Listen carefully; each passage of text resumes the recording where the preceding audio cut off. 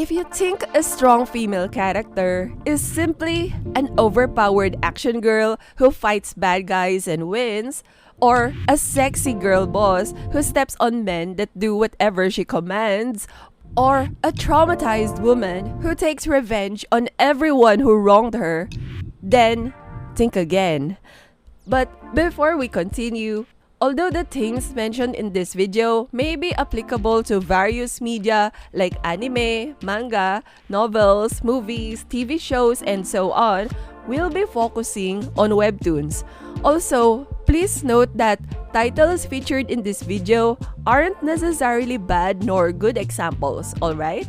Focus on the idea of the stereotypical strong female character being discussed, not on the character or the title that you see on the video.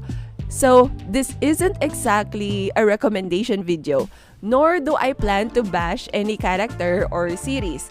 Besides, I have no intention to promote hatred towards their creators or their fans too. If that is clear, then I suppose we can continue. As you might have already known, females are often considered as the weaker sex in both reality and in fiction. In literature, female characters are often characterized to be too weak to defend themselves that they would heavily rely on the male characters to keep them safe. They're popularly called as the damsels in distress. But when the concept of feminism became really popular, people started to demand for the opposite of these damsels in distress. So, in the hopes of empowering women, mainstream media have introduced the strong female character trope, and people love it. Female characters who can save the day have become a trend. There has been a demand for such even on the Marvel movies in recent years. However, if a female character is depicted as strong but fails to demonstrate what a strong female character is supposed to be like, then I don't want that kind of strong female character. But what is a strong female character in the first place? Well, the strong female character is designed to be the opposite of the damsel in distress. Since damsels in distress are depicted as physically weak characters, then their counterparts are portrayed as girls with remarkable strength and excellent combat skills, thus being capable of defending themselves.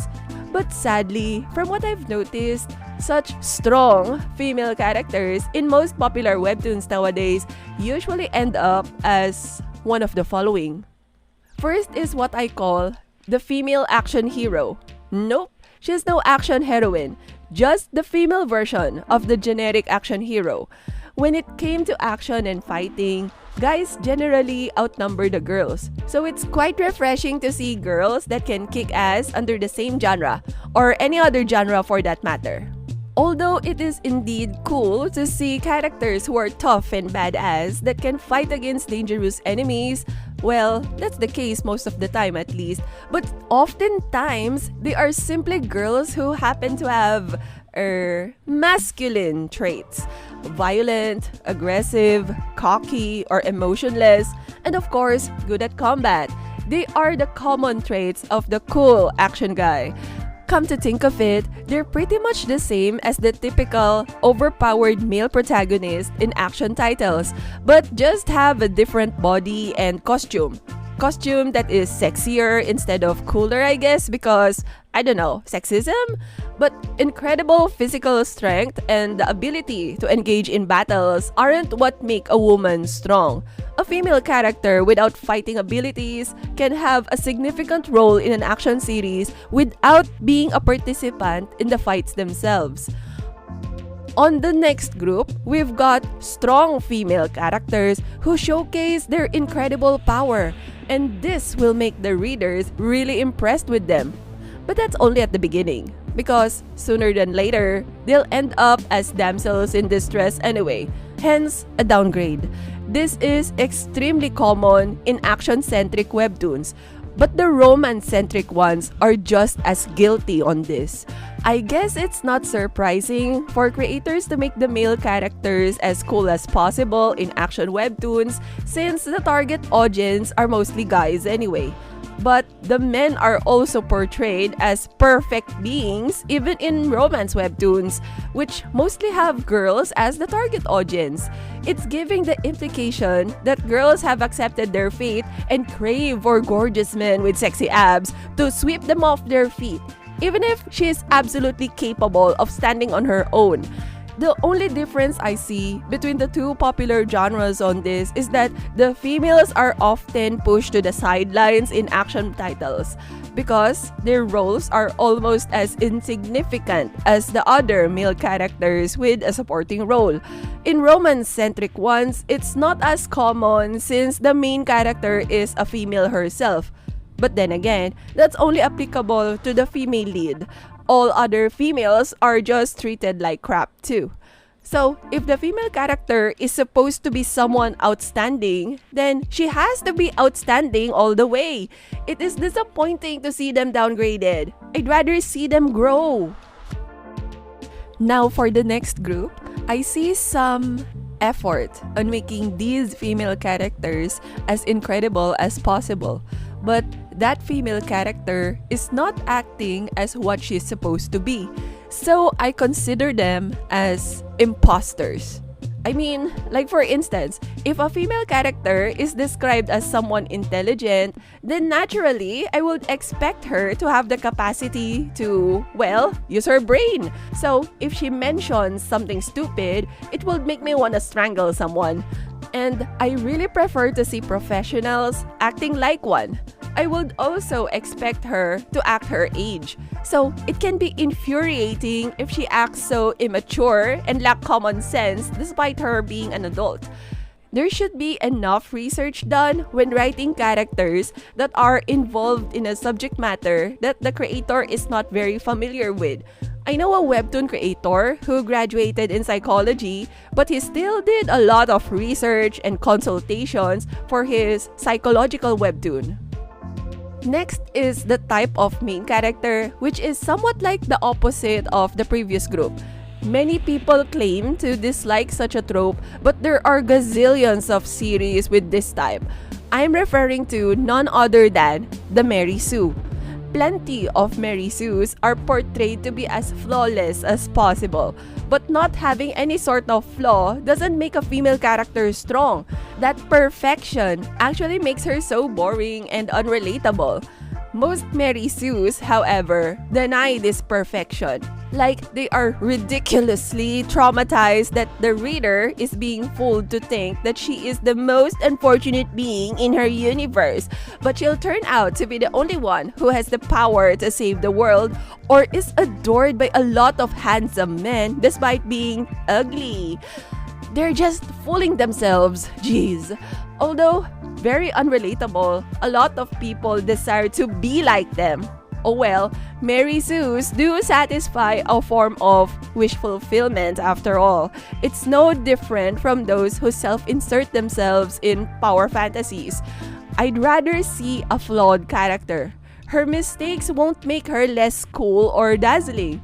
We don't need perfection to see one's strengths, and she doesn't have to be better than everyone else. Last but not the least, it's the most despicable group of them all. They are female characters who have double standards. I am aware that there have been a lot of series which have been unfair to women, since men are being hailed as the dominant or superior species. The women are not being treated as, well, human. Women are being ridiculed and disrespected. Women are being sexualized and objectified. Women are being harassed and abused. But when people learn to fight against discrimination and misogyny, people also started to embrace feminism, gender equality and equity, and as well as inclusivity and diversity. But unfortunately, these beautiful concepts and principles are sometimes being misinterpreted and misused. If doing these things to women are terrible, It's also terrible to have the same things done to men. These actions cannot be justified just because a woman did it, even if they're as a form of revenge to how women were treated in the past. And there's no difference on the seriousness of a crime whether it's done by a man or a woman. So, if there's no purpose on creating such characters other than to show that women can do something that men were able to, it's missing the point of feminism. Characters under this group are doing exactly what they are claiming to be fighting against. For some reason, they think that they are exceptions to the rule and all their wrongdoings are justified. My God, that's hypocritical and disgusting. They make people lose faith in humanity. Even fellow women will be ashamed of them. Of course, it's a different case if that character was written to be a villainess. They are meant to be hated after all. So the more negative emotions they can bring out from a reader, the more impactful and incredible they are. In a nutshell, since people have become tired of seeing female characters being discriminated and oppressed and being portrayed as weak, there has been a demand for the opposite, which is apparently being represented by the strong female character. Well, that was the intention at least. But a strong female character should not simply be a female version of the generic action protagonist. Nor should it be a female character who looks strong on the surface but is generally useless in the long run. Nor should she be someone who pretends to be amazing but proves nothing. Nor should she be flawless and possesses everything one could ever wish for. And of course, she cannot ever be someone who is glorified for doing very horrible and toxic things just because she's a woman. In fact, a strong female character isn't a female character that is strong. A strong female character is a strong character that happened to be female. Of course, by strong character, I meant a strongly written character. There are many forms of strength aside from physical strength, and the character doesn't have to be strong all the time. Besides, rescue missions for the damsel in distress are absolutely fine, especially if it helps on the character and plot development anyway. And of course, it depends on how it's executed too. And regardless of the genre, any series is capable of introducing strong women. Even if the main protagonist isn't female, women can be empowered without bringing men down. If you get what I mean, then you know what true girl power is. We love strong characters.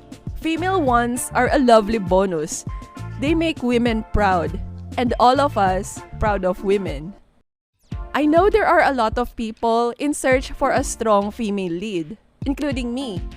And I hope this video had helped in identifying what a strong female character is supposed to be like and not supposed to be like.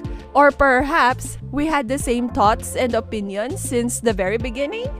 So how about you? What do you think makes a strong female character? Or a strong character in general? What are your favorite titles which have a strong female character? What kind of character makes you amazed? What type of character makes you cringe? It will be great if you can let us know in the comments. And if you had enjoyed the video, I would appreciate it if you click the like button. This helps me get motivated to create similar types of videos. And of course, to watch more videos like this or for more content related to webtoons or webtoon tropes in general, please click the subscribe button. Thank you very much for watching and hope to see you again. Take care!